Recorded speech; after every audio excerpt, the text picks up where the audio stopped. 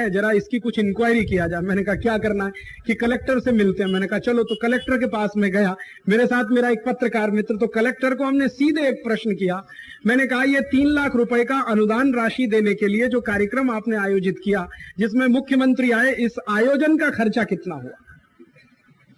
तो उसने कहा आप क्यों पूछ रहे हैं? मैंने कहा भाई मैं भारत का नागरिक हूं, सरकार को टैक्स देता हूं, ये जानने का मेरा प्राथमिक अधिकार है, और अगर आप बताते हो तो ठीक है, नहीं तो हाई कोर्ट की मदद से मैं पूछ लूंगा ये आपसे।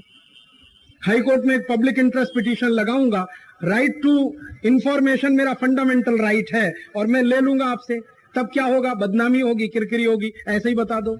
तब उसने कहा कि देखिए 3 लाख रुपए का अनुदान राशि देने के लिए जो कार्यक्रम आयोजित हुआ है, इसमें 27 लाख रुपए खर्च हो गया।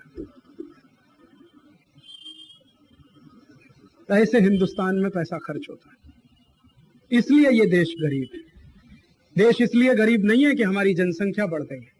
देश इसलिए गरीब है कि हमारे खून पसीने की कमाई का पैसा हमारे ही देश के नेता जिस बर्बादी से खर्च कर रहे हैं, या तो घूस लेकर, या रिश्वत लेकर, या भ्रष्टाचार करके, नहीं तो अपनी पगार लेकर, नहीं तो तमाम दूसरे तरीकों से खर्च करके, उसी ने हिंदुस्तान को डुबो दिया है।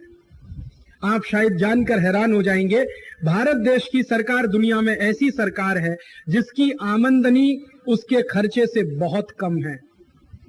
भारत सरकार का एक दिवस का खर्चा जानते हैं कितना है?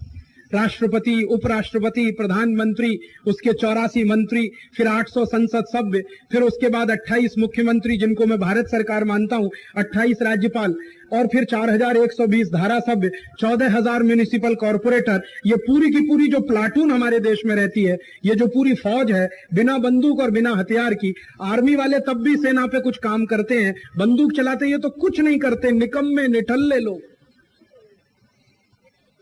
एकदम निकम्मे और निठल्ले, कुछ करते नहीं। संसद में भी गाल बजाने के अलावा कुछ नहीं करते, और वो भी बहस ऐसे ऐसे मुद्दों पर जहां कोई जरूरत नहीं, और जहां जरूरत है वहां बहस नहीं। तो जो बिल्कुल निकम्मे